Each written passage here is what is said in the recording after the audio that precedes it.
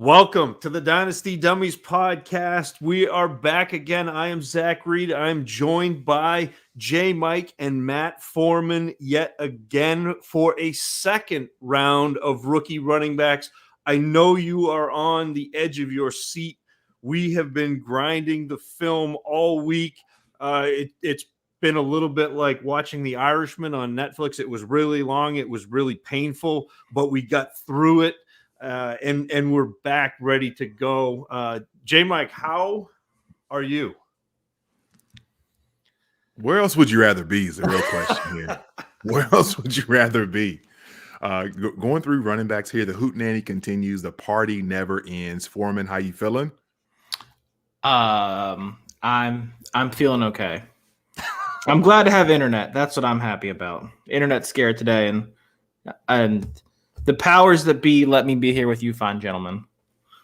The one of us that has the nicest climate of the three of us somehow is finding a way to botch the goodness that he has been given with with weather that is above 32 degrees. How, Foreman? It was the subcontractors in the neighborhood. Yeah, it's always somebody else's fault, isn't Exactly. it? That's what the superintendent tells me. The guy who built the house, it's the subcontractors. So I'm just gonna blame it on them too. That's what the vibe is. So fair enough. Speaking of sub par contractors, we are in part two of the running backs here, and we've got 6 more names on the docket. And just to set the stage for everyone. And shout out to everybody who listened to part 1 of our running backs. Thank you all for showing us love. Thank you for the encouragement. We see the love on Twitter. We see the messages. And we'll try to keep the fun going and try to keep giving you all everything that we're seeing when it comes to these running backs. Remember, if this is your first week joining us, welcome. And please remember, we are not paid spokesmen, nor are we paid scouts. We are a few guys who very much love the process of, first and foremost, getting together and being able to talk shop and talk ball with each other.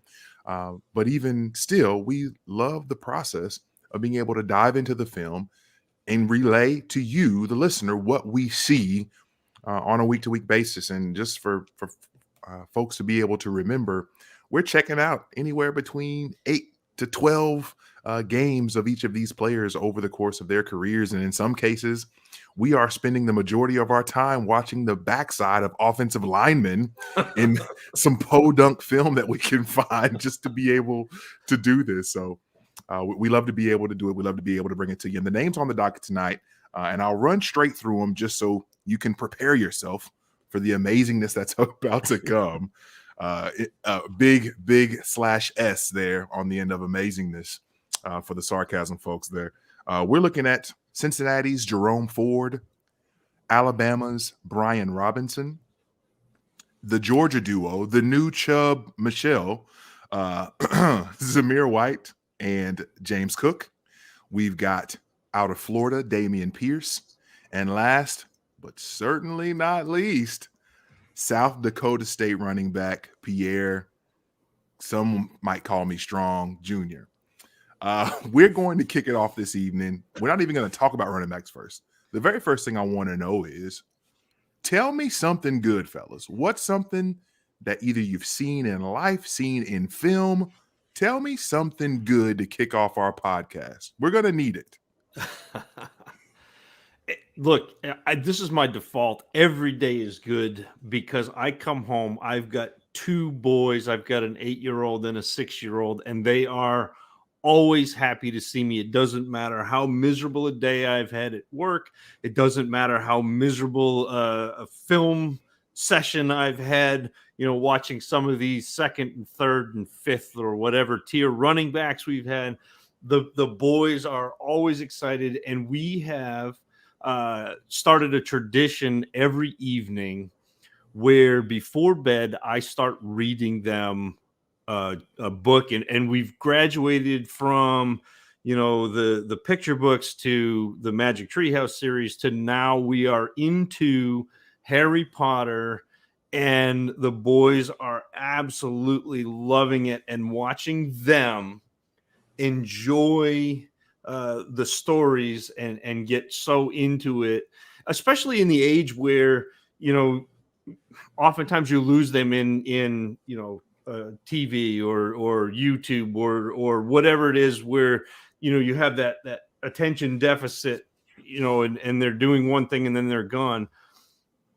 It's so much fun for me to sit down, read, and just have them be wrapped and excited and listening. And so that's my goodness today, every day, JMic. Come on, every day. Zach, I got a quick question for you. I see we discussed you're rocking the Ravenclaw hat here. Yes, and sir. Your boys picked a house. Yeah, so Caleb is a Hufflepuff. Okay. Although I think he could be a Ravenclaw too, but he's just so nice. He's just so nice. He's a Ravenclaw. I mean, a Hufflepuff. And Harrison, he's Gryffindor. I mean, okay. No question. Very good. Hufflepuff, stand up. Foreman, tell me something good. I'm gonna mirror what Zach said. My son is a little bit younger than Zach. He turned 18 months on Friday. But just I'm 40. Oh, you mean my son? Yeah, he's a young 40. He just watching him grow every day, just like seeing the new development in him. And my mother-in-law sent me the sweetest video. I'll send it to you guys. It's he's literally perfect. Like, except when I'm trying to change his diaper and he's kicking me and I need a cup. But that I digress there. But no, watching my son grow and spending time with him and my wife and just watching him and being able to enjoy his presence has been one of the greatest things in my life. And I don't think that I will ever enjoy something as much as watching my son grow up. Shout out to parenthood. Shout out to all the parents out there holding it down, making it happen in the midst of absolute craziness out in the world. I will echo you guys. And I think that as Zach said, and something that I've been trying to tell my girls and I tell the people that I work with at work, every day is a good day to grow.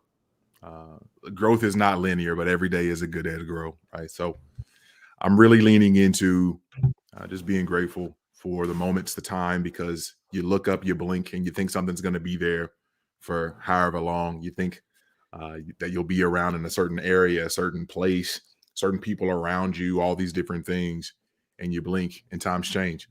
And it is incredibly important to be able to make sure that you are embracing where you are, right where you are, because you're there on purpose for a purpose. So that's where I'm at. Every day is a good day to grow. Speaking of growth, let's start this evening with drink if you've heard this before. Alabama transfer. One running back, Jerome Ford from the Cincinnati Bearcats. Jerome Ford in 2 years at Cincinnati obviously was pretty fantastic, but more than anything showed out in this season where the Bearcats stole the show from the group of 5 teams. 215 carries on the season, 1,319 yards on the ground, 19 touchdowns, and he did give you the 21 catches in this senior season for 220 yards and a touchdown as well. Jerome Ford, very buzzy name, one of those guys that seemingly is on the outside looking in of the top group of backs for this season. Anywhere you look or listen, Foreman, I'll give you first dibs tonight because I gave Zach first dibs last time. Jerome Ford, what you got? So, Mr. Ford, he's an interesting cat. I think that his biggest trait is that he's got some home run ability to him. Give the guy some space and he can take it 75 yards. He does well when he's given space. He's got some pretty good burst. I think he can play with some power. I think he's a bit over reliant on it a bit too much, especially when he's playing those smaller schools.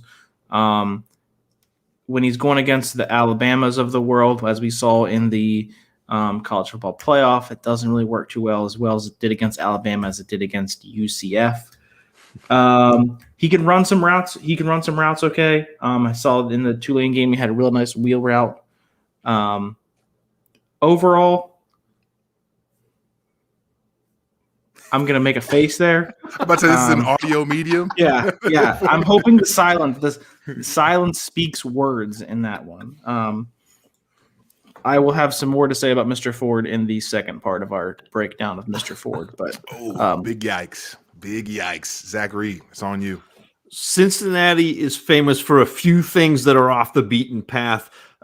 Graders for ice cream, Montgomery Inn for ribs, La Rosa's for pizza, Skyline, I guess they claim it's chili, and the University of Cincinnati for big backup running backs. Jerome Ford is poised to follow the path to the NFL blazed by Isaiah Peed and Jared Dokes. And Ford actually ceded carries to Dokes in 2020, only tallying 73 rush attempts. And although Ford was far more efficient and scored 8 touchdowns, those scores were kind of a portent to the type of running back that Ford would become. He's an inside runner who uses his power to pick up tough yards. And while Ford doesn't have much speed or wiggle, as the kids say, he runs through arm tackles pretty regularly. And to me, Ford rarely loses yards, driving forward with his legs, keeping him churning at the end of runs. So those are the things I like about Jerome Ford. Yeah, and I'll kind of pick up the baton there because in terms of when you talk about him not losing yards, I think a lot of that is attributed to the fact that if you watch him, he is consistently staying square to the line of scrimmage. His shoulders aren't turning to either sideline, and he's staying square, and he's able to cut in between the tackles to be able to maximize his movements there. So you're exactly right. It's not a case of him trying to make too much out of nothing. He is going to do any and everything that he can to get whatever is there in that moment. And that's what he's going to get. I feel like he exhibits very little fear. He's willing to work patiently within the scheme. He'll show patience to let the play develop, and he'll at times show very little patience and just run up the backside of his offensive lineman, which I don't know that they appreciate very much.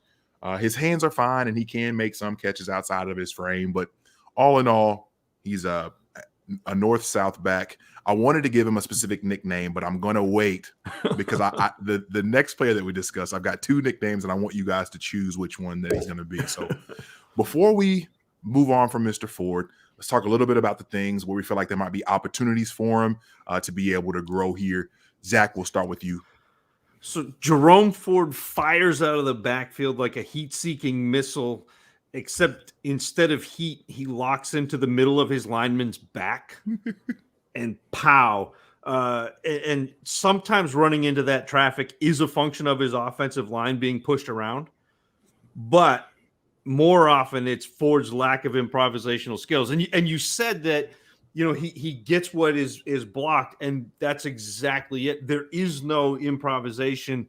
There is no, okay, this hole closed up, I'm going to jump cut to the outside and continue on. It's, I'm going to run into that line and then push as far as I can get. He generally gets what's blocked. If you're expecting more than that, you're going to be disappointed. Ford also, to me, is limited in the passing game, both by his inability to consistently square up blocks and also by his ability as a receiver. He's fine in the flat, but I don't think he's ever going to be that pass catcher. It's difficult for me to see a scenario where Jerome Ford is going to be a consistent producer for fantasy. It's a lot easier to see him being a valuable backup to an NFL team as a 2-down grinder. And to me, that's little consolation in PPR. Foreman, it's on you. Yeah, I just wanted to mimic the running into the back of his lineman incessantly. It was just hard to watch sometimes. I didn't know if he was playing a game or something, or if that was some new stat they were tracking. He was going down a lot on first contact for a guy who played with power. I thought he went down a good bit on first contact. Like I said, I wasn't seeing as much power as you guys did. And I saw a little more home run ability than you guys did. So I'm interested in that. But he's a bad pass blocker as well too. I think I think what Zach said is great. I think he's going to be function more as a 2-down back who's going to function as probably a number 3 or number 4 running back for a team. He's going to get drafted. He's probably someone I'm not probably taking a chance on in the later rounds. I just don't see there's in those rounds. I'm looking for 1 or 2 pieces that you do well, and those pieces that he does well aren't very attractive to me. So from a fantasy perspective, he's probably someone I'm not going to be taking much of a bite on unless it's super late. Yeah, and to be clear, I don't see him as possessing a lot of power. I see him throwing himself in the midst of his line a lot. I don't see a lot of power in terms of him either pushing piles or consistently falling forward or anything of that nature. I did see a little bit of the home run ability, but again, I think that's a function of when there is a crease to be made because of the way that he functions his body. He's able to hit those things because he's not missing a beat with his efficiency between the tackles of how he can do that. The problem becomes exactly what Zach said. He lacks creativity. I feel like he lacks a lot of instincts to be able to improvisationally or have his elusivity be something that's a win for him. It's consistently not there. Pass pro, golly, it is big bad. He's easily falling off or whiffing whenever it comes to pass pro. And my concerns, I feel like, are in tight areas. I do have a lot of vision concerns because, like you all said, he is definitely playing a game of points per breaking offensive linemen's backs. I think that he might lead the league in that. Jerome Ford, very interesting prospect because he was super productive for an incredibly good team this season, but I'm not one of my favorites. I'll say that much. We move on to another quite decorated player in Alabama's Brian Robinson. Listen, the man has waited patiently for a long time. Been patiently waiting for a track to explode on. This is Brian Robinson's theme song here. Finally gets his opportunity to carry the mail for the Crimson Tide. 270 carries, which led the SEC. 1,300 yards rushing, 14 touchdowns on the ground. He even gave us 36 pass receptions. What? 2 touchdowns in the receiving game. Brian Robinson's a really interesting player because he waited a long time for his turn, finally got it, and seemingly made the most of what he could do with it. Now, this was – I want to throw these nicknames out real quick. And Zach, I'll give you first dibs in terms of going with it. Okay, the first one I've got, I know you typically mention pass catcher plus. Could Brian Robinson pass as pass catcher minus? Okay, so that's the first one. The second one, and this is the one I wanted to give Jerome Ford, but maybe it's appropriate for Brian Robinson. I wanted to call him Civil War because I feel like he's best when he's north-south. Yep. Okay. I like that. Can we go with forget my nicknames. I'll get away from the nonsense. Zach, tell us what you saw with Brian Robinson. Like a series of successive waves breaking on a beach, the Tide has sent running back after running back crashing into the NFL breakwater. Although Najee Harris, Josh Jacobs, and Derrick Henry have enjoyed great success in the league recently, I think it really remains to be seen whether Brian Robinson will enjoy the same fate. Robinson's success primarily comes on runs inside the tackle, as you would expect from a back standing 6'1" and nearly 230 pounds. He runs with both decent power and contact balance. He breaks tackles and finishes runs with that forward momentum that you like to see. The piece to Robinson's game that you might not expect, though, is his knack for getting defenders to chase him laterally, parallel to the line of scrimmage, and then cutting back upfield against their pursuit.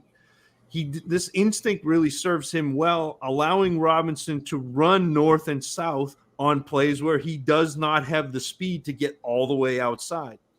Robinson has good enough hands to be occasionally a safety valve, but in spite of those 36 receptions, I think he probably is not a 3-down back. So JMic, Civil War and pass catcher minus were spot on. Very good, Foreman. I'm gonna play with those. I liked. I for whatever reason those hit me, and I was like, I've got to talk to the guys about this. There's definitely some workshopping to do there. Brian Robinson is a DeLorean for two reasons. One, he's a running back out of the 80s. He's a time machine. I mean, he is this guy. Here's a guy who can break a tackle at the line of scrimmage, running through power. Sorry, that's my Chris Collinsworth impression there. I don't know if you picked that up. It's perfect. It's his birthday today. Give the is man it really? respect. Happy Yeah. birthday, Chris Collinsworth. Happy birthday to you, PFF. I think that Robinson's best trait is his power. Obviously, he's built like a brick unit house. I saw the same thing Zach did. I think that he does a great job of letting defenders come into him, and he lets them make the first move so he can make the second move to kind of break tackles that way a little bit. He's not super shifty, but I feel like his timing of his moves is a big benefit for him. I thought his speed was okay. He obviously, I wouldn't call him a home run ability. He's got, I wouldn't say he has long speed, but I found his speed was okay. He's a really effective moving downhill. Obviously, the north-south thing, I mean, power, north-south, he's a time machine. He gets the yards that are blocked. Obviously, he can create his own yardage through breaking through arm tackles. You can't arm tackle the guy. He's not going to go down. I thought he was okay running routes. I thought he was okay. I think I like him a little more as a pass catcher than Zach does. I wouldn't call him great. I would say pass catcher slightly minus, more than minus. But his routes were not super crisp. He's a willing pass blocker. I'll put it at that. Yeah, and with a body like his, like it's if you're willing, that's a lot of the battle. You can get a lot of success there, right? And when I said the pass catcher minus, I just think of he has the ability to pass catch, but he's not necessarily someone that's coming out of the backfield that you're scared of to be able to do anything, right? I feel like he clearly identifies rushing lanes, which is nice, and you all put it beautifully. And I feel like this is one thing I want to make sure that people understand with what I see regarding Brian Robinson. And I don't want people throughout this process to be tricking our listeners. People will characterize Brian Robinson as a plotter. And I think that's a mischaracterization, because while he's not necessarily quick, he is light-footed. And I think that that's something to understand, because I feel like plotters have a hard time turning the boat. They have a hard time being able to maneuver. And I don't think that that's Robinson. Again, not quick, not someone that's really, I feel like that's giving you a ton of elusivity, but he gives you enough and he's light on his feet. And that's where he's able to get defenders who are flowing super quickly to try to make a play on him. This is where he's able to get them off balance and be able to cut back in the other direction because he's light on his feet. And it's really cool to be able to see in a big body like his. You all highlighted his power. I like it. I think it's good. Maybe it's not great, but his ability to be able to make the most of he has flashes of like, whoa, Hercules. That's awesome. So Brian Robinson's a really interesting prospect because Hercules. He's a really interesting prospect. Now, obviously, we've highlighted a lot of wonderful things about him, but man, there's some things that aren't so great. Foreman, it's on you. Brian Robinson has 3 career carries over 25 yards. I thought that was very interesting for a guy who ran the ball a lot this past year. So that just says a lot about his speed. He's kind of stuck in second. Maybe he gets into third gear. Just doesn't have that extra gear. He's not a supernatural pass catcher. One of the things I thought was really weird about his pass blocking is he kept cutting off the right tackle before he would actually engage. He would kind of block the defensive end or blitzing linebacker before that. And then it was just really odd to me. It seems like there's definitely some work that needs to be done there. Like I said, I think he's willing to do it, and I think it's something that you can teach with him. But at the same time, there's definitely some things he needs to work on there. His vision was just okay. I put suspect down there. I'll give him a C- in that one. He lacks explosion. Again, that goes off with his ability to have big gains. Not natural hands. And he's another thing with the pass blocking is he struggles to identify blitzers as well too. A lot of times I'll see him and he'll try and engage with someone else as there's a guy coming free either off the end or up the middle, and it's just like, again, I think that's something that he can do. It's just some coaching needs to do, and maybe it's some repetitions. Like you guys said, we've had so many good running backs that come through Alabama. Maybe he's a guy who just needs some more work with that rather than being on the practice field. But it's hard when you have guys like Najee, Derrick Henry, Damian Harris, even Josh Jacobs. The list just goes on. I mean, good for him for sticking it out. I know he's a Tuscaloosa native, so I think that's why he stayed there, unlike the last gentleman we talked about. So not a bad player, just someone who's definitely going to be designed for a 2-down role, and you're going to be hoping for maybe some short yardage carries, maybe a TD vulture. Certainly questions around his upside for sure. Zach, take us through your opportunities for Brian Robinson. So I said that Robinson had decent vision, but just because he has decent vision and instinct doesn't mean that he's a freestyle runner. Yep. He needs to have that clear hole opened up for him, or else he slows down. Yep. And when he does this, he hesitates until somebody springs him or a defender takes him down. He doesn't have that short area wiggle to escape defenders in close quarters, especially once he's slowed. And Robinson's lack of creativity also means that he misses opportunities to get outside that more aggressive runners can exploit. And I don't think that it's necessarily a lack of speed. It's just a lack of vision to the outside, where like there will be times when he could cut outside of the tackle and go, and he just doesn't. And I'm going to echo Matt here. Even though he's a good pass blocker, Robinson isn't always a good reader. And picking the right blocking assignment is almost as important as making the block itself, sometimes more so. Ultimately, even though Brian Robinson does many things at slightly and above average level, I think it's unlikely that a team drafts him with the idea of giving him the keys to a backfield.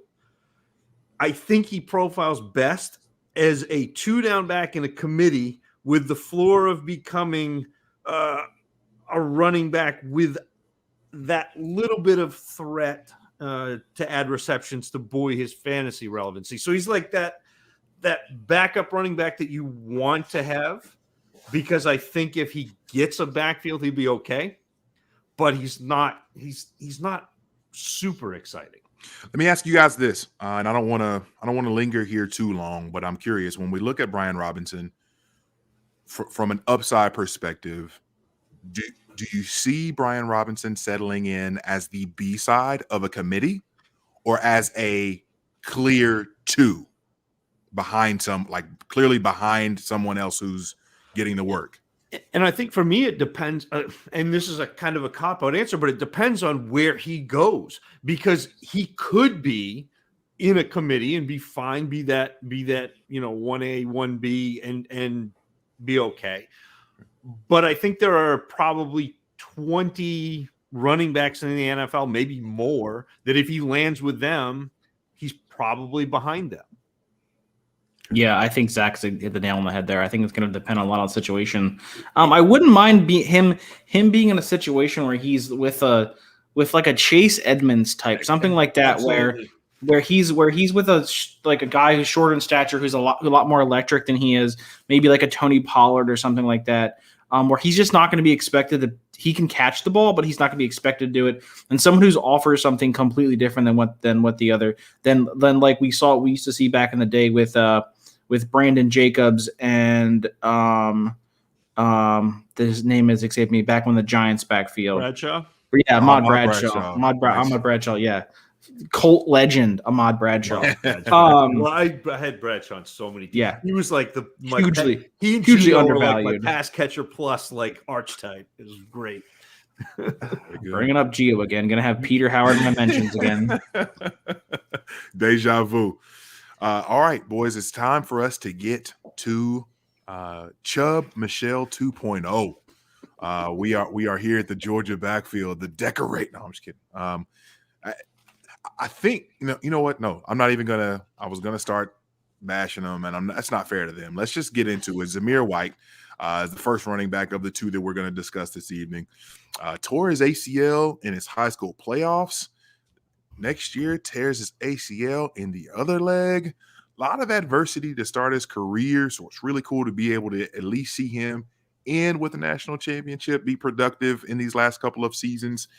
I don't think he ever quite reached the heights that people had for him. However, in his final season this last year at Georgia, 160 carries, 856 yards. And funny enough, over his last few years, averages 5.2, 5.4, and 5.4 yards per carry. So if nothing else, the man is consistent. 11 touchdowns as a sophomore, 11 touchdowns as a junior, and 17 total receptions over 3 years at Georgia. So not Zach Reed rule approved. The sadness abounds there. Foreman, I think you have first dibs on Zamir White. Good. I'm glad. I like Zamir White. I was not expecting a lot here. I like Zamir White. He's got some juice. He can lower the shoulder a bit. He's got enough speed, not home run ability, but he's got enough speed. I liked his vision. I think White is better than Ford at falling forward. I think I counted 2 negative carries in the games that I watched. He does a great job not getting negative yards. He's got good balance. He's got enough wiggle. He gets downhill quick. I think he had the best burst of any of these guys that we watched. Maybe not the best burst. He's got the best natural burst as an actual running back, not just a guy who's super athletic and fast. He's falling forward a lot. He lets his blocker set up in front of him. He's got some nice patience and some decent vision there. I would have liked to have seen him maybe come back for another year, especially with Cook gone, who we're going to talk about next, obviously, as well, too. Again, I don't know if this is a situation where he can't pass catch or he just wasn't asked to pass catch. I know I looked up the stats, and he was third in running back totals behind a guy I've never heard of, as behind him pass catchers with Cook as well, too. So I'm interested to see that if that's something where we talk about with Chubb as well, too, who wasn't catching the ball a lot as a pass catcher out of Georgia. But he showed that he can do it a little bit in the NFL. Yeah, Zach, what's your audio medium, guys? This is an audio medium. Sorry, Foreman. I was finished. I will cede the rest of my time to the senator from Maine. Oh God! Some players, Foreman, can only be described as forces of nature. Barry Sanders cut like lightning. John Ross hits a 9 route like the wind. Zamir White runs like a mudslide, inexorably downhill. And when he runs up against something in his path, he keeps pushing until it eventually gives. And I don't think White is particularly fast, but he is big. He's 6 foot 215 plus, and he's physical. And it often takes multiple defenders to finally bring him down to the ground. And in the meantime, White continues to move the pile. And then he's best suited to running inside. Although Georgia did make use of his downhill speed by calling toss plays to get White to the outside. Yeah, I think last episode I mentioned Elijah Mitchell and what the 49ers do to be able to toss and say go, right? I feel like that's what Zamir is built for, that style of give me the ball and I'm going to go downhill and I'm going to do it hard and fast. I remember watching his 2019 tape and being like, man, I am super excited. This is good stuff. I am ready. Felt like he had good instincts, very spry. It was encouraging.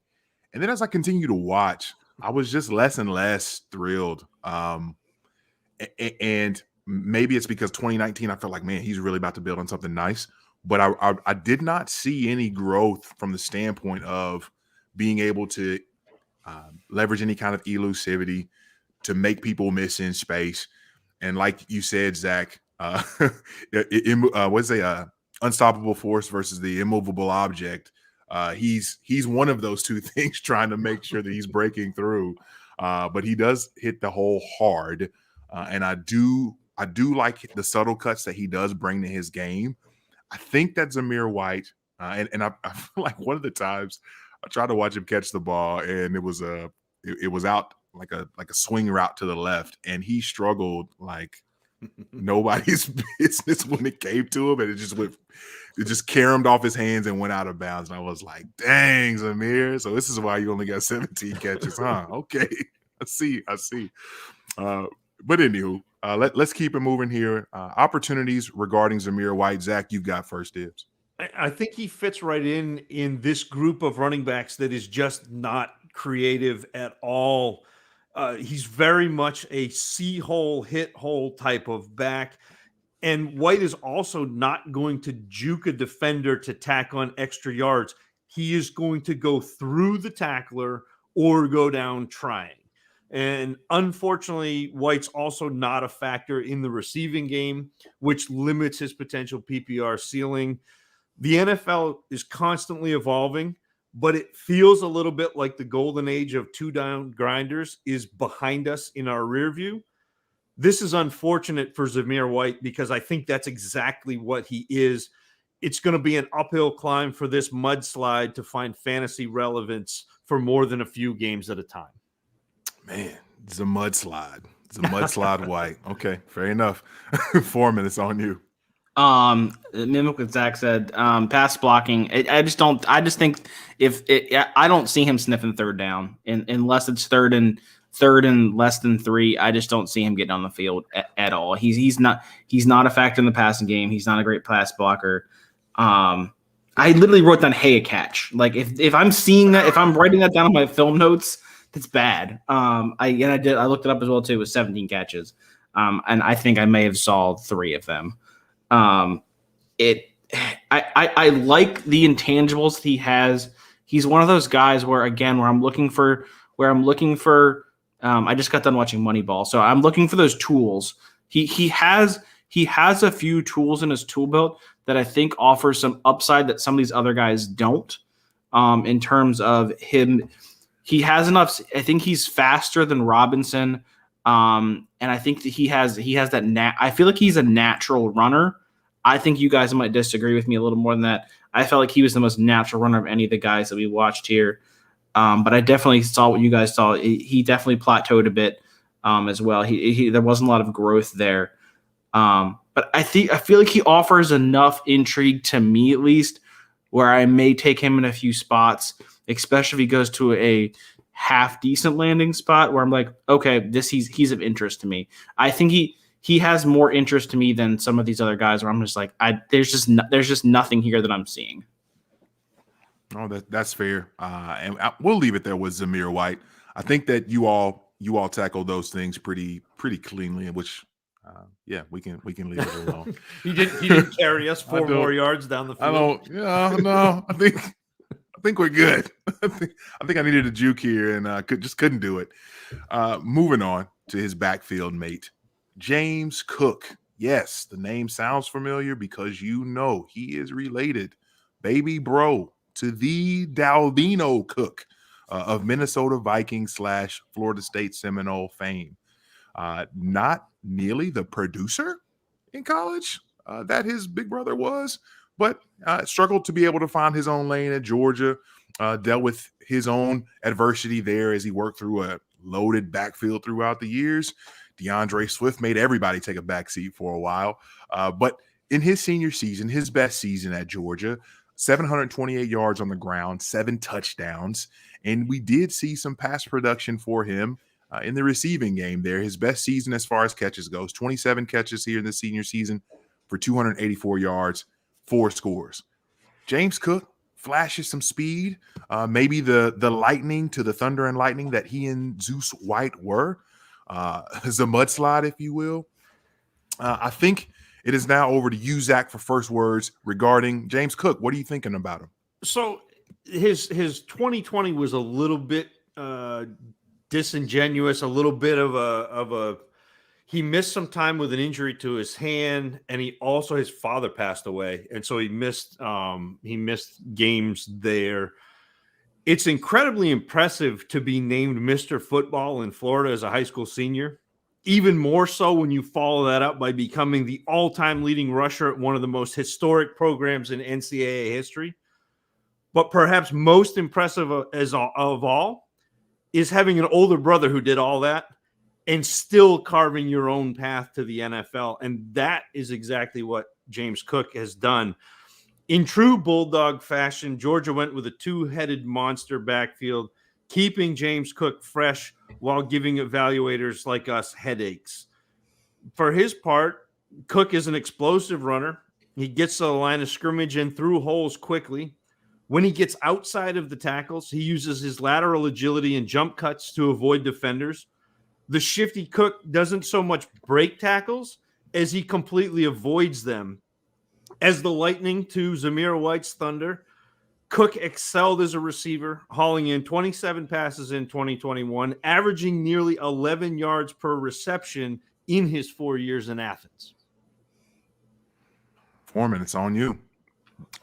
I think the Thunder Lightning comp definitely works here. He's definitely got that home run ability. He's quick.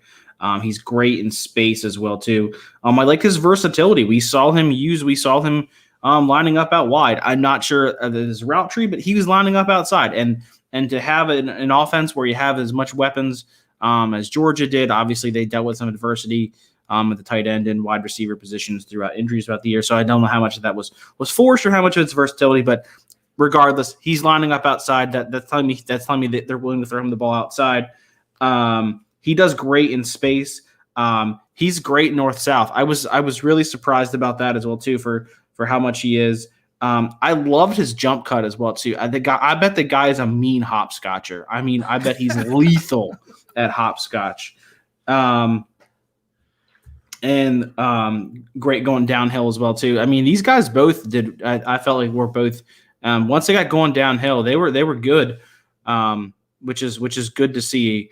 Obviously with a running back as well too. But yeah, definitely interesting guy. I think his theme song is "Satellite" by Dave Matthews Band. Yeah, I like that. Yeah, the fact that he was able to get out in space and be his best self, right? Like free your mind, like get him out in space, free your mind. I love it. And I think that's what's most appealing about him in the NFL, because I'll be frank, I don't enjoy watching him run between the tackles. I don't enjoy that at all. However, when he's out in space and when they get the ball in his hands, his ability to giddy up and get going and really make chunk plays for that offense that was struggling so much of the season to do anything that wasn't named Brock Bowers, that was a really, really good thing to see. So I don't know that my film grade is going to match what I think of him come rookie draft time, when he actually has a place and we see how he can be used in an offense. I think that there's more to be seen there, but overall, I wasn't thrilled, and that's okay. And that's okay. Zach, I'll kick it to you first regarding areas of opportunity for one James Cook. James Cook is an exciting runner, especially when he gets outside the tackles, which makes his tendency to miss opportunities to bounce runs toward the sideline so frustrating. Instead of getting himself in space, Cook will duck back inside and get swallowed up in traffic. He also leaves his feet an awful lot before contact, whether it's jumping to try to avoid a low tackle or diving forward. And this is a twofold problem, because when Cook leaves his feet, he's unable to cut away from contact, and it also increases the likelihood of him being tackled low, and losing that balance on a defender around his feet. There have been 377 sets of brothers to play in the NFL. James Cook is going to make it one more. It will be interesting to see whether or not his name leads to draft capital, and I think it might. But regardless, Cook feels like a pass catcher plus profile.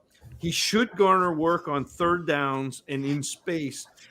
but I think there's some extra juice in an injury-thin backfield. Foreman, what do you have to say there? I thought for someone who had as much speed and burst he did, he got strung out a bit much when he was moving laterally, which is something I thought was weird. He kind of reminded me a bit of Myles Gaskin there. I thought Myles Gaskin did a terrible job moving laterally, especially the line of scrimmage. He's got minimal power. I mean, a stiff breeze, I feel like sometimes it just knocks this guy over. Down at first contact, a whole heap, if you will. I brought down the vision isn't a negative. We'll leave it at that. Honestly, something that I think where James Cook could be interesting at is something I didn't see at all in film. I would love to see him on kick and punt return. I think he could excel there because he's going to get moving downhill, and he can use, like I said, he doesn't have the greatest vision in the world, but he can use some of that speed. And I think that might be something where he could be of interest in the NFL. Again, I didn't see it on tape at all. But that's something where I felt that was in the back of my mind where it's like, he may be more of a value to his actual NFL team than he will be to fantasy rosters. Again, he could be valuable as a third down back as well too. I think there's some pieces there, but he can't run between the tackles. So that obviously limits his ability there. But not a bad player, just someone. Again, when we're talking about this for fantasy purposes, we have the PPR upside there. I just don't know how many carries he's going to receive in a given season. I think you may be limited to. I mean, if he's hitting 125 carries, I think that's probably good for him. A little bit of a spoiler alert for the folks. Just real quick, since they're coming out of the same backfield, of the two guys, one-word answer here. One-word answer. Which guy would you rather have at this point in the process? White or Cook? Foreman? White, without a doubt. Zach? No, it's Cook. It's Cook. Give me the pass catcher. Give me the guy who's going to score me points in fantasy. I don't care about your NFL team. I want the fantasy points. Give me Cook. I'm a white guy. That you are. Moving on. Next running back here, Damian Pierce out of Florida. You talk about a running game that has really struggled to take flight down there in good old Gainesville. Damien Pierce, maybe even doubling as the next Kyle Juszczyk with all of the blocking that he was doing down there for the Gators. In his last season there, senior season, 574 yards, 13 touchdowns on the ground. Came ever so close to that 20-catch range, 17 as a junior, 19 as a senior. Couldn't quite crack it, but he did give you 3 scores through the air. So now we're looking at a guy not super productive, but a name that a lot of people seem to be buzzing about of late. I find it interesting. I find it different to see someone that hasn't done a ton at the collegiate level get as much buzz as I've heard lately as a sleeper of sorts. Foreman, your thoughts on one Damien Pierce? I thought he was a better pass catcher than what his numbers would lead to provide. I thought he was a natural pass catcher a bit there. Obviously, the quarterback situation in Florida was they were back and forth between obviously last year with Felipe Franks and then this past year with Emory Jones and the other young man there whose name has escaped me off the top of my head. Anthony, yeah, I couldn't remember it starts with Richardson. Richardson, right? It's exactly what Anthony Richardson. And obviously, Richardson is actually a pretty solid running back. He's a solid running threat, and Jones is no slouch as well either. He's got some pretty good footwork. Zach and I were talking. He's got some really good vision as well too. It's short and sweet here. He's got some versatility as well too. Lined up out wide.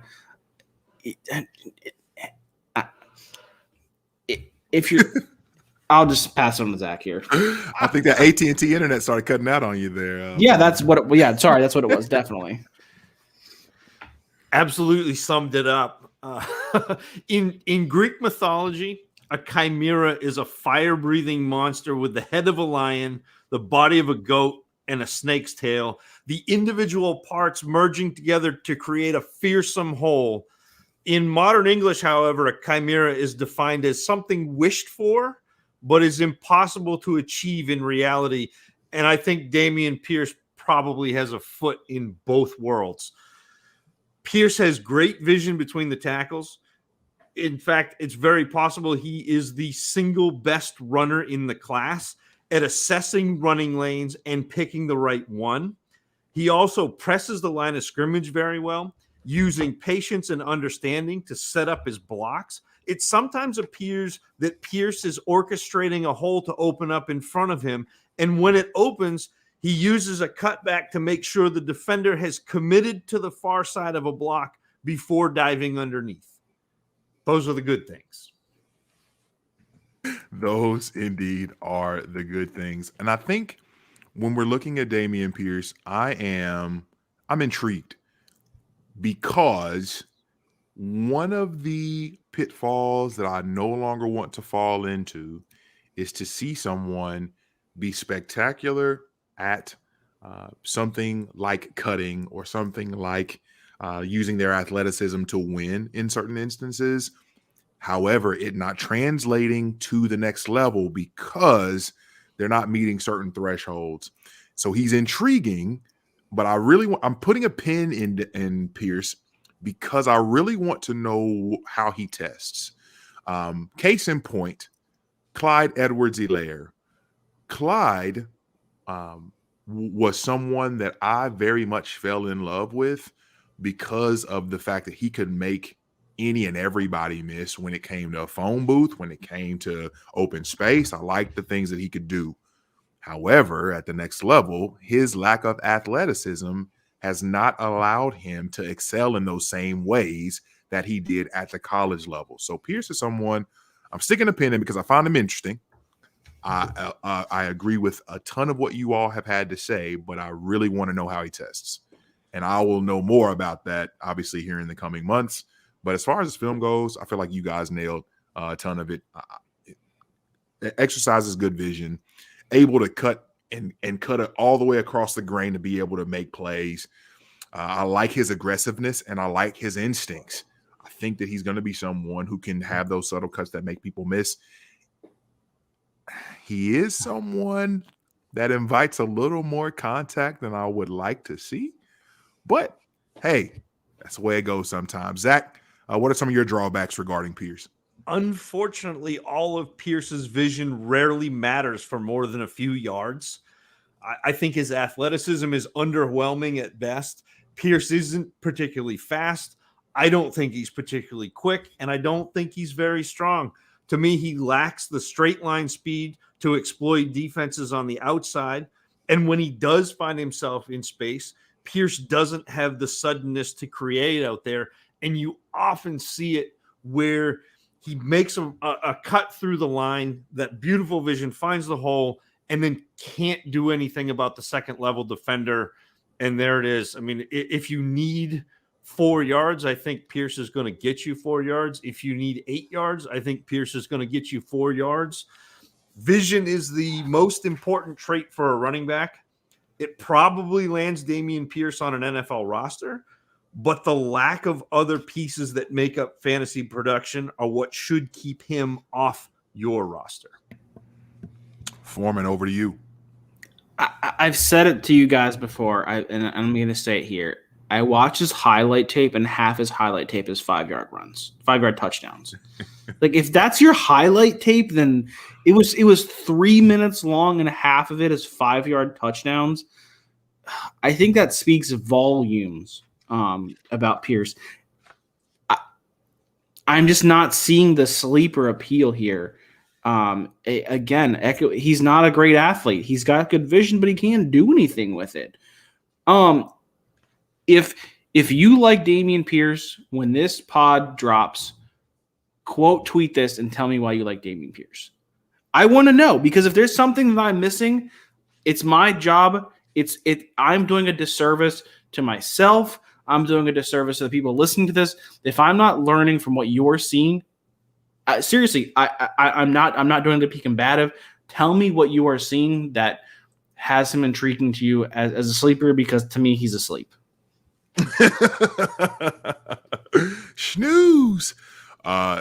Yes. Again, I think that I think there's so much to be desired with him, and I think that I really enjoy his aggressiveness. I like the fact that and even in pass pro, I feel like he's somebody who was incredibly aggressive.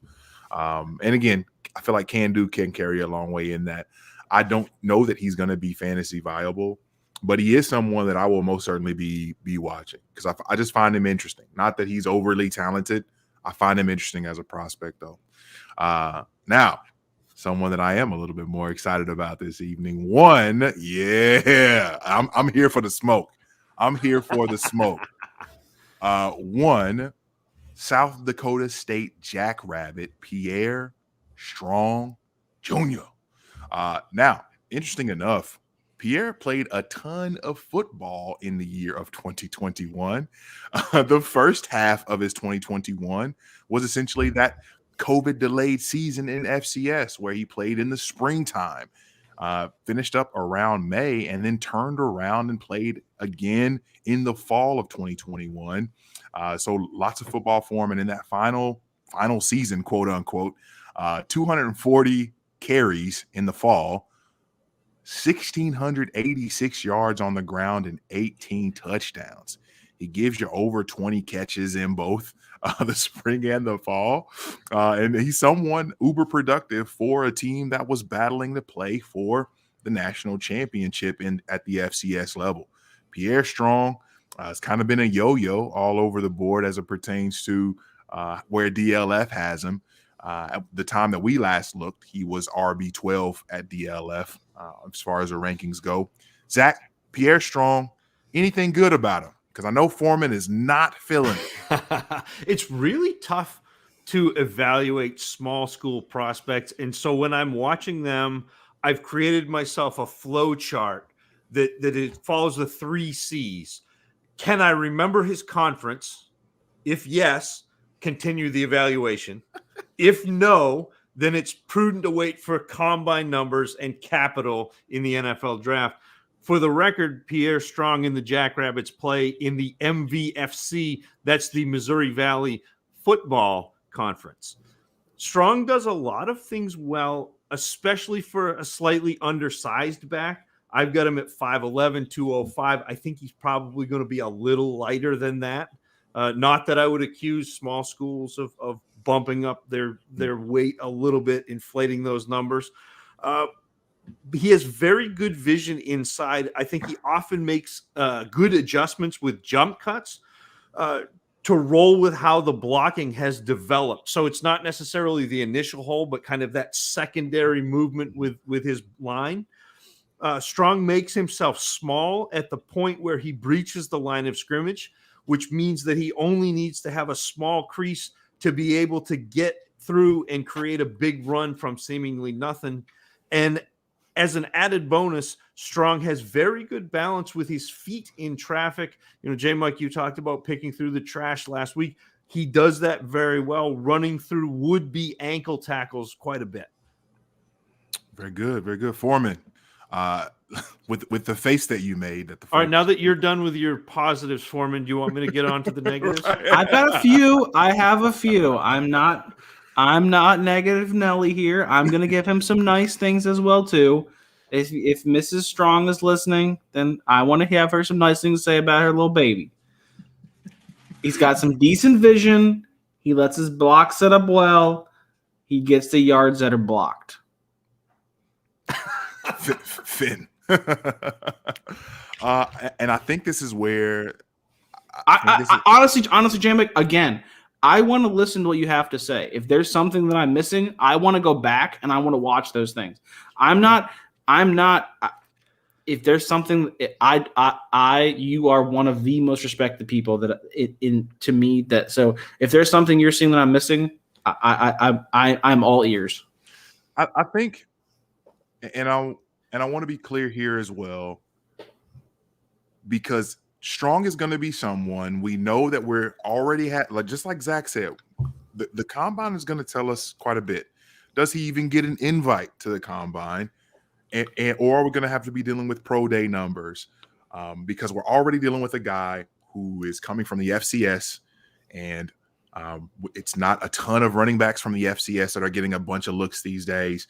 And he didn't show on film that he's some grand home run hitter that's going to constantly break open chunk plays. However, a lot of what I do like about him is that I feel like he is pretty good at everything. I really like, here's why I say that, and I'll break that down a little bit better. I like his ability to be able to be patient approaching the line of scrimmage. I like the way that his instincts allow him to be very natural as he's carrying the football. I like the way that he sees the second level and he's not tunnel vision on what's happening at the line of scrimmage. And he's able to make the most of what I think may be limited athleticism. But the fact that his instincts are able to do all of that, it takes me back to watching, and I don't want to do comps. I don't want to get into that per se, but I got Khalil Herbert vibes from him.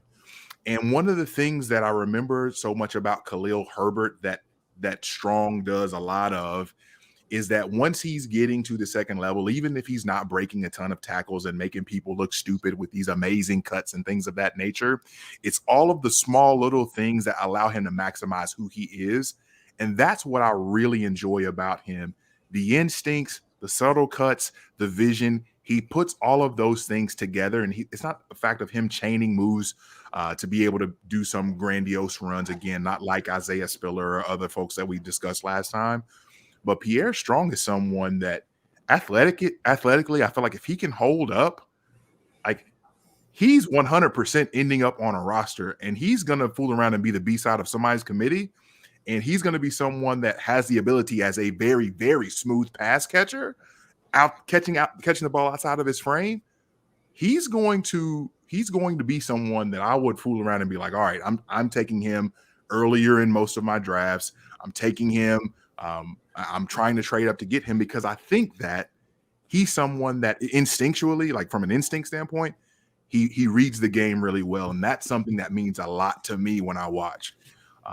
So yeah, that's my pitch on Pierre Strong. I don't know how much I've moved you or not, but we'll move forward. Zach, are you up first for opportunities here? Yeah, and I will say, Matt, that it's worth going and watching the Colorado State game. Yes. Okay. Because that's a bigger conference school. Yep. That's all of a sudden you're not playing against Sam Houston State or Delaware. Sisters of the Poor School for the Blind. Yeah. Like you're playing against and it's also worth going and watching Colorado State just to watch Trey McBride go ham. Like that was a full game that I watched, and I was just like, okay, I'm watching everything because this is fun watching McBride be great, and then also watching Pierre Strong on the other side of it be really good. I think, though, the mark of a bell cow running back is being in on all downs, possessing the ability to succeed in all situations, and whether by necessity or by choice of his coaching staff, Strong falls short there. He lacked either the requisite size-power combination to be truly effective in short yardage situations, and he was often removed in lieu of Isaiah Davis on the goal line or in short yardage situations.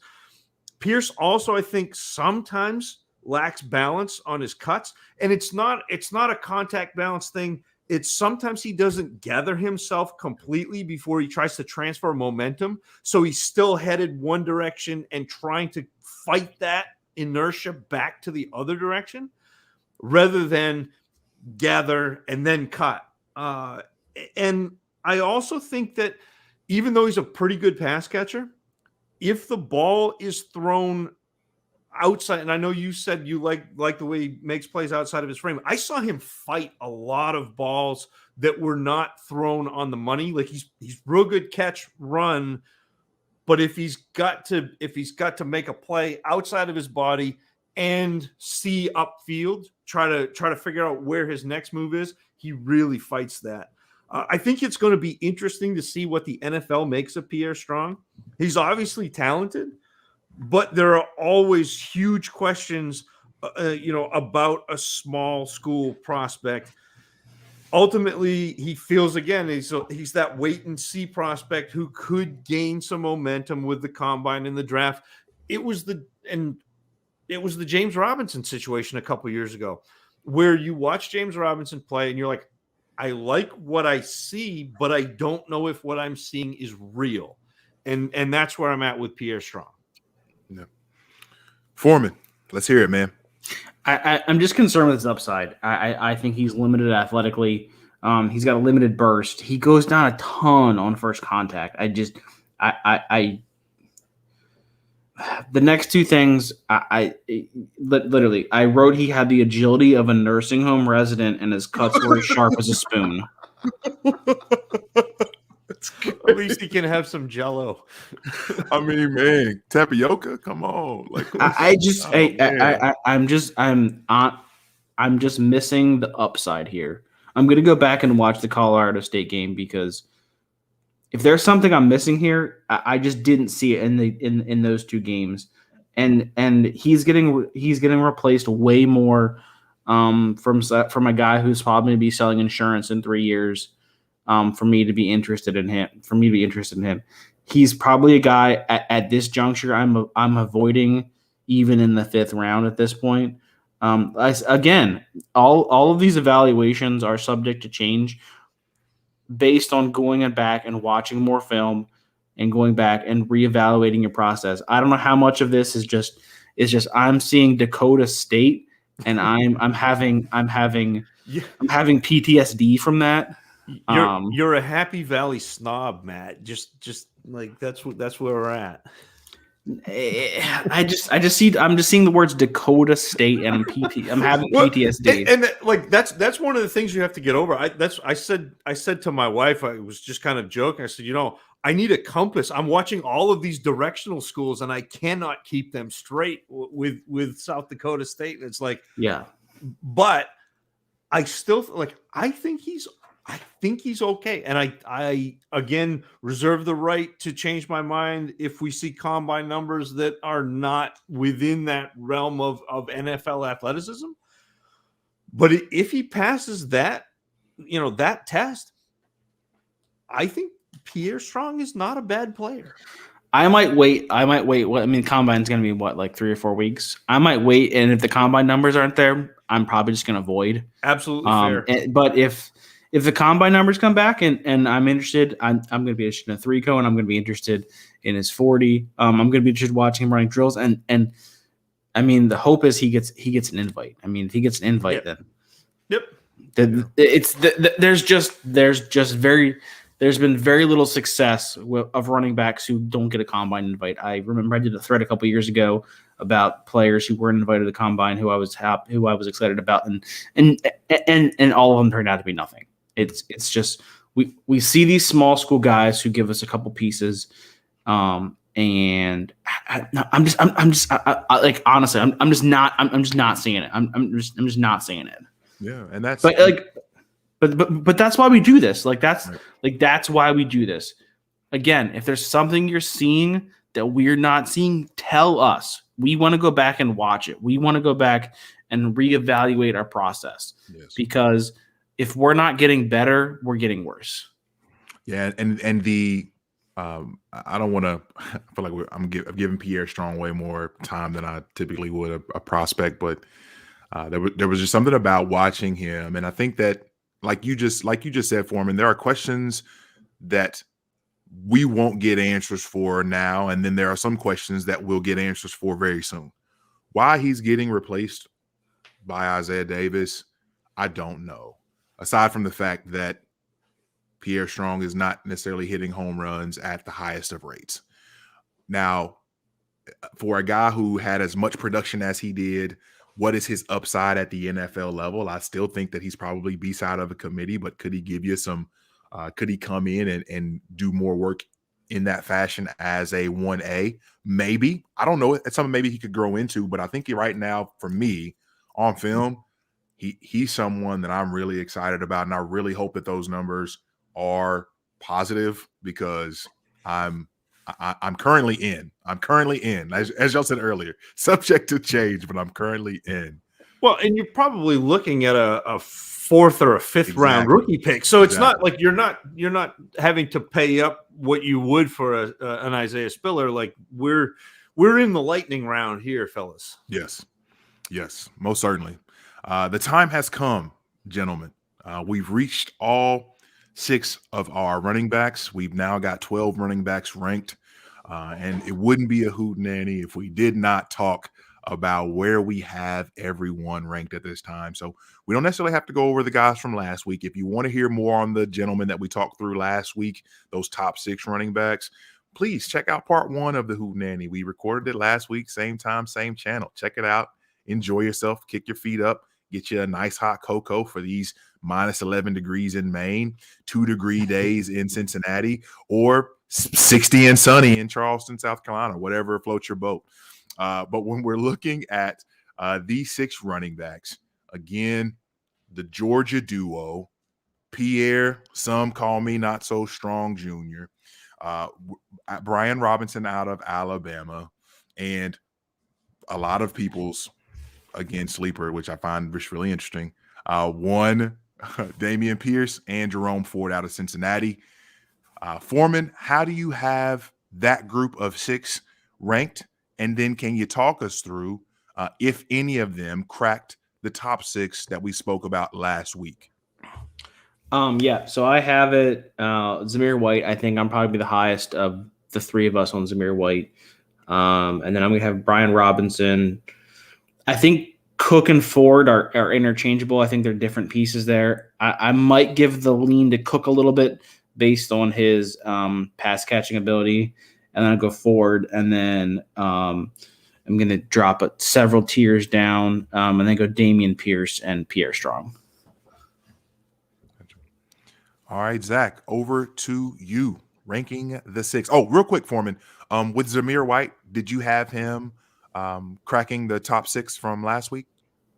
I would prefer him over Rashad White. Okay. Gotcha. Very good. Or Rashad White? Yep. You got it. Yeah. Arizona State. One. Yeah. Outstanding, Zach. Over to you. Take us through your 6. So I got Brian Robinson, who actually comes in as my 5th back off the board in this class. You get the fantastic 4 and then Brian Robinson. James Cook actually comes in at 6th, and he is probably the most likely candidate to jump with draft capital, at least the way that I'm seeing things, the way that I'm envisioning the NFL. Again, the N stands for nepotism with the NFL. We've seen it with coaching. We've seen it with players. Like, I really think that having Dalvin Cook as a big brother and coming from Georgia and being the pass catcher in that backfield is a good thing. Then I have Zamir White in this group, but there's a pretty good teardrop between Cook and White, Pierre Strong, Jerome Ford, another tier break, and then Damian Pierce. Gotcha. Very good. And so Brian Robinson is your 5. And who was – you said James Cook was next. Does he fall after Rashad White for you? He's actually ahead of Rashad White. Okay. I have Cook at 6. I was a lot lower on White than a lot of people were. A lot of people that I've heard. So it'll be interesting. He'll be a player that I go back and take another look at, just because what I saw out of Rashad White and what other people are seeing is so diametrically opposed that will give me a chance to go back and look at him again. Zach, does that mean you have Algier as your number 7? No, he's way down there. Really? Okay. I gotta go back. Like, I gotta go back here. It's I say way down there. Like, he's in that same tier with like Ford and that, like Ford and Zamir White and that tier. Like, he's in the again. And it's not, there's not a lot separating these players. When I'm doing a scale, it ends up being out of 10, but it's out of 100. And they're like point and a half, 2 points separating these guys. And so there's this, I've said it before, but this class, both the running backs and the wide receivers is this big cake pan prairie where we're hoping to see trees, and it's just a whole bunch of scrub brush. Feel you there. As far as Brian Robinson at 5, I like that. I find that really interesting. I don't have him that high, but I think that he's such an interesting guy in terms of how the league's going to view him in the lineage of the rich Alabama heritage of running backs, where he's looking like what's that meme that we see with the 3 dragons, and they both 2 look menacing, and the one looks like the tongue hanging out. Yeah, like it's like Derrick Henry, Mark Ingram, Josh Jacobs, Brian Robinson. Oh man! All right. As far as how I've got him ranked with the group, I've actually listened. I'm telling you, Pierre Strong. He's, for what I see on film, he's currently sitting at my RB6. I'm satisfied with what I've seen. I really like it. And then again, we don't have the most film to pull from with him, but for what I've seen, I really like him as a player. So right now he's the top of this group and currently running as my RB6. I've got Brian Robinson as my RB7, right behind Rachaad White. I've got Zamir White after Brian Robinson there, and really thin, I think, between Zamir White and Damien Pierce. James Cook then being next, and at the bottom, Jerome Ford, who I'm curious of what the league thinks about all these guys, but Ford's production and how they'll see him, and James Cook, and how the league's going to view him through the prism of Georgia and Dalvin.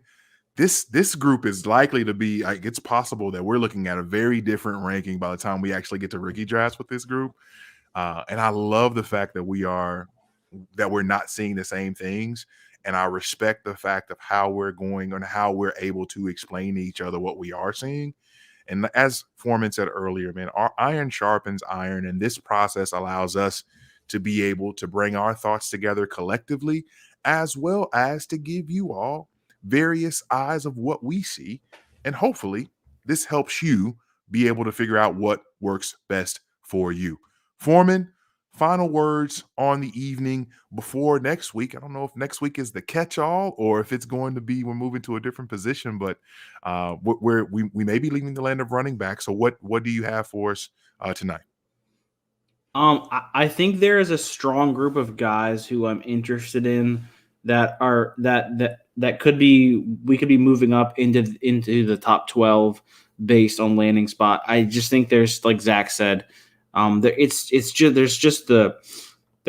a dearth of guys, and I'll be interested to see how the NFL views some of these guys, especially from some of these bigger name schools. Like you've got some guys, you've got guys from Michigan, you've got some other Power 5 schools here.